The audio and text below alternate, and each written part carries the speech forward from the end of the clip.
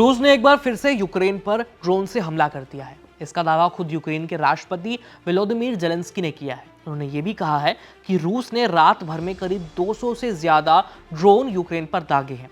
उन्होंने इसे अब तक का सबसे बड़ा ड्रोन हमला बताया है। उन्होंने रूस की ओर से किए गए इस हमले की निंदा भी की है और साथ ही यूक्रेन के सहयोगी देशों से रूस के खिलाफ एकजुटता दिखाने की अपील की है। और इससे एक दिन पहले ज़ेलेंस्की ने कहा था कि वे यूक्रेन की शांति के लिए और नेटो की सदस्यता के लिए अपना इस्तीफा तक देने के लिए तैयार है। नमस्ते, मेरा नाम है आयुष और आप देख रहे हैं एबीपी लाइव वर्ल्ड।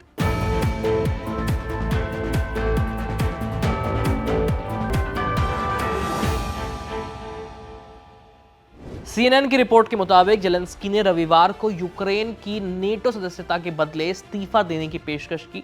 उन्होंने कहा कि अगर इससे उनके देश में शांति आएगी तो वो राष्ट्रपति के पद से इस्तीफा देने के लिए तैयार है। एक प्रेस कॉन्फ्रेंस में पूछे जाने पर कि क्या वे यूक्रेन के लिए शांति सुनिश्चित करने पर पद छोड़ने के लिए तैयार हैं, तो वो ज़ेलेंस्की इसका जवाब देते हुए कहते हैं, अगर यूक्रेन के लिए शांति की गारंटी मिलती है और अगर आपको वास्तव में मेरे इस्तीफे की ज़रूरत है तो मैं तैयार हूँ। मैं इसे नेटो के लिए बदल सकता हूं।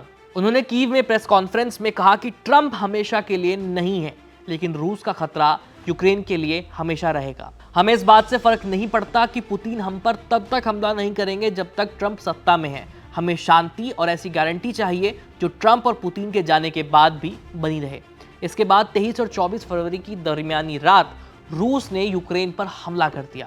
इसके बारे में ज़ेलेंस्की ने एक्स पर लिखा कि युद्ध की तीसरी वर्षगांठ की पूर्व संध्या पर रूस ने यूक्रेन के खिलाफ 267 हमलावर ड्रोन लॉन्च किए। ये हमला ईरानी ड्रोन द्वारा यूक्रेनी शहरों और गांवों पर हमला करने के बाद से सबसे बड़ा हमला है। हर दिन हमारे लोग हवाई आतंक के खिलाफ खड़े होते हैं। वहीं यूक्रेन के एयरफोर्स ने एक बयान में बताया कि 138 ड्रोन्स को मार गिराया है। वहीं 119 ड्रोन इलेक्ट्रॉनिक वॉर के कारण जाम होने के बाद रडार से गायब हो गए थे। रूस ने 3 बैलिस्टिक मिसाइल्स भी दागी हैं यूक्रेन पर।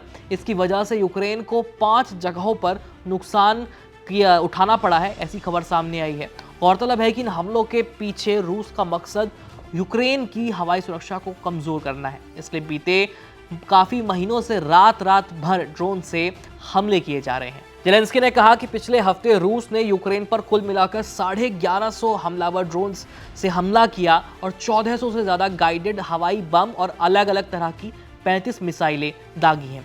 उन्होंने विदेशी सहयोगियों से शांति और न्याय सुनिश्चित करने के लिए एकजुट होने की अपील की है। यूक्रेन में लगातार हालात फिर से खराब हो रहे हैं, इसलिए हमारे चैनल के साथ जुड़े रहिए। सभी अपडेट्स के लिए मेरा नाम है आयुष। धन्यवाद।